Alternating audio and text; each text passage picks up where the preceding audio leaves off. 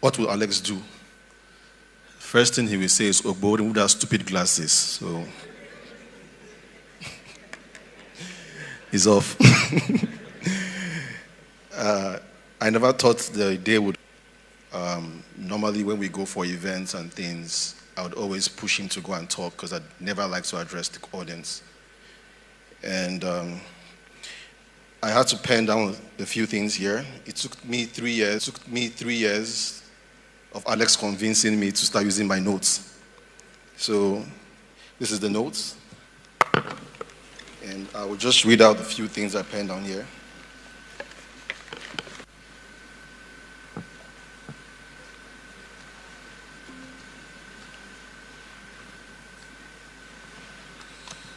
Sorry.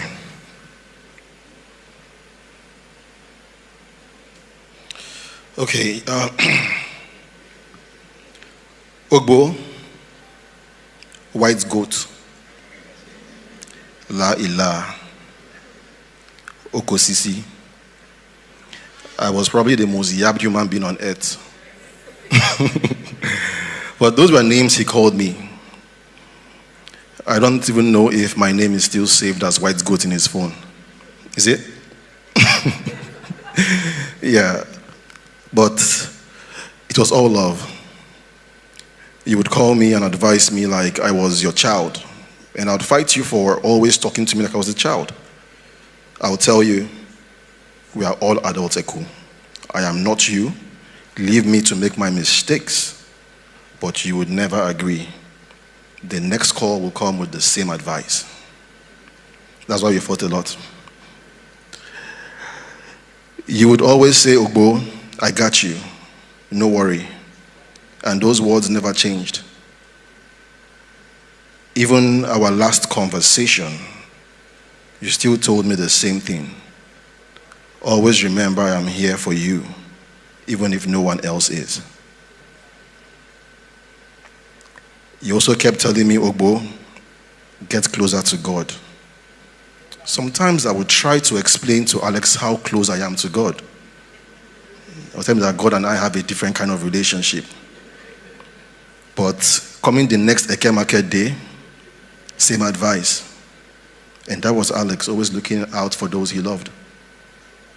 We had fights, but we had even more good times. You would call me and say, Oga, go and get your visas. Anything can come up. But me, Mr. Last Minute, I would wait till the call comes and we'll start looking for visa. I still wouldn't listen. I am glad I had you, not just as a friend, but as a brother. You knew I was that guy that would ride with you through thick and thin. And even in death, my bro, I'm still riding for you. Your concerns have always been mine and would forever remain mine.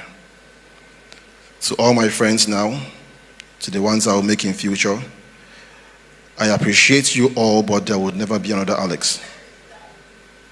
The world sometimes were unfairly a good guy. He was never really a bad guy after all. I only wish you were alive to witness the love people are showing you right now. I stood by you through some very difficult moments, and I saw your strength firsthand. You are indeed a soldier, a wise man, a light in every room you entered, and a man full of life. One of those people that you can never imagine would die, because he carried life wherever he went, always motivating people, always encouraging others, always believing that tomorrow will be better than today. Eku, I've tried being strong. I've tried distracting myself, but somehow it keeps boiling down to the same breakdowns. I never knew I could ever connect with a human being as a brother without blood, but Alex Ekubo was more than a brother to me. The hardest part is that life refused to stop even after you died. People still call, meetings are still happening, the sun still comes up every morning as if nothing has happened. But everything changed. Every day there is something on Instagram I want to share with you. Every day I reach for my phone before remembering that that call is not going to connect. I keep thinking there will be one more conversation, one more Ogboide mad, one more lecture, one more argument, one more I got you bro, no worry. But there won't be. And that is the part that breaks me. Would I ever truly get over this loss? I honestly don't know.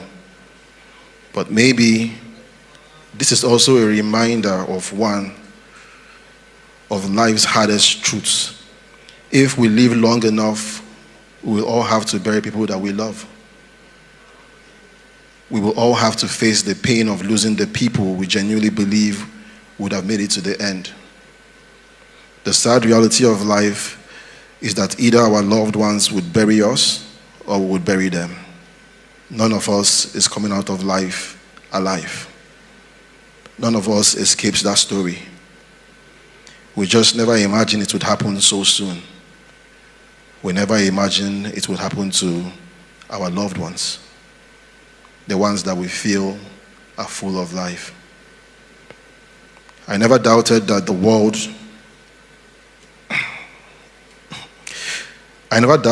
if the world would turn against me, Alex would still answer my call. And that's the truth. I only can attest the call I put through to him sometime in March, and I was very upset. And in his dying bed, he was still asking me of my health. He was still advising me, and he was still wishing me the best in life and telling me that I just need to look back and he's always there. I never doubted that that kind of loyalty is rare. That kind of friendship is a once-in-a-lifetime thing. What I do know is that your friendship changed me forever. I am not just mourning the man that you were, but I'm mourning the years we were supposed to have, the conversations we were supposed to finish, the dreams we were supposed to live, the plans we made, the brotherhood we still had ahead of us, the opportunity to grow old together, to watch our families remain connected, to sit somewhere in the Bahamas, wherever, years from now and laughing about all the madness we survived. I always believed there would be more time, but I was wrong. But one thing I know for sure is I will remain a rock for the things you cared about. The people you loved will never stand alone as long as I have breath. Rest easy, my brother, and look over us. And as you always said, you got me. Keep getting me, oh.